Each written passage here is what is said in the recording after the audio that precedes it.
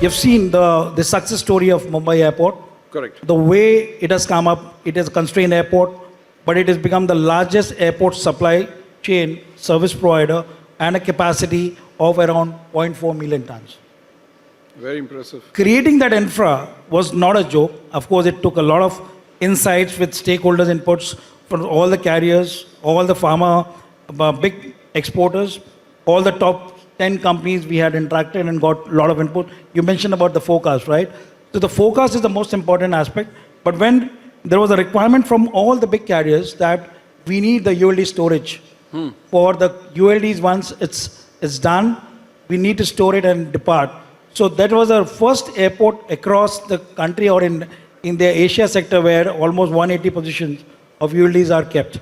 So now if you see the requirement which comes in, it's all about the feedback coming in from the stakeholders. So engagement is very important. So across, if you see, the pharma clusters and connectivity between the stakeholders engagement is a must.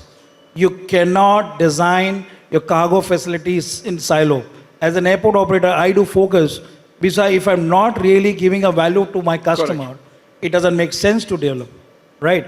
So across Adani Airport, when we talk about, as on date, our airports caters to around 60% of the air cargo volume from India. The largest. When we come up with, we are going ahead with the integrated cargo terminal at Ahmedabad, expected to go live by mid of November. Again, a capacity of 200,000 tons of capacity.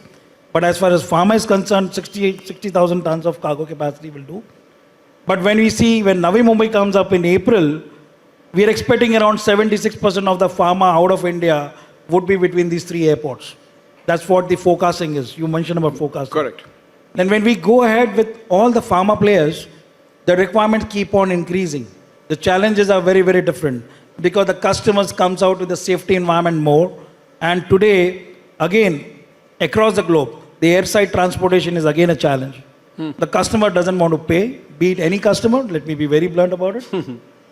When we create that ecosystem, we create those supply, there is of course a break in that cold chain, logistics supply chain.